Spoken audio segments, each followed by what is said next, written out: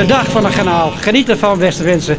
Waarom heet het nog steeds de dag van het kanaal, terwijl er van alles te doen is? Centraal blijft wel de visserij. En dat zal u straks ook beleven en zien en proeven, denk ik, in de visafslag. Nederlandse garnalen, overheerlijk. Nou, ik heb het nog nooit geproefd hoor, dit is de eerste keer. En hoe smaakt die? Lekker. Als je hierheen gaat, moet je gewoon vis eten. Je weet helemaal geen garnaal op de dag van het kanaal. Ik heb genoeg garnalen gegeten, dus eventjes niet. De bakte visjes, hè? Ja, we gaan nu over op iets anders. Zo lekker, die jonge maïsschollen.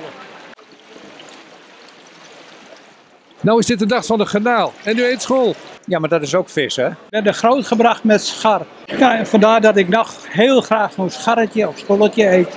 We zijn er dol op. En helemaal op de eigen gepelde garnaal. Dat is toppie. Vrijwilligers van het Visserijmuseum in Zoutkamp demonstreerden blindelings het aloude garnalenpellen. En dat blijkt niet eens zo moeilijk als je ermee bent opgegroeid. Jong geleerd, oud gedaan. We kunnen er soms niet aan pellen, want zoveel afname hebben wij. Rondom de visafslag is eigenlijk wat Stichting Promotie Lauwershoog georganiseerd.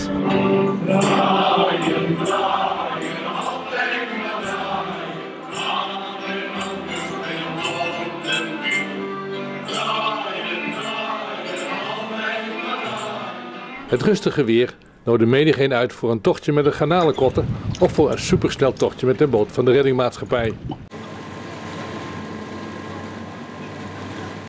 Buiten probeerde een zeemeermin met haar gezang de mannen te verleiden. Maar ik probeer, als het even mee zit, ook wat mannen uit Lauwershoog mee te lokken naar mijn diepe wateren. Niet iedereen kwam om zeebanket te eten. Soms gewoon een gezellig dagje uit. Ja, zeker. En hier mooi even gezellig rond scharrelen. Een weekje op vakantie.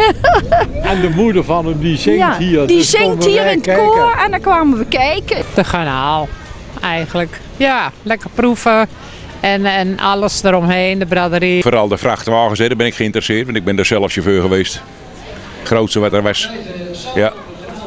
En dan zeg ik heb hier vroeger ook nog wel eens vis gelaaien. Uit de Urkenkotters. Verrassend dichtbij.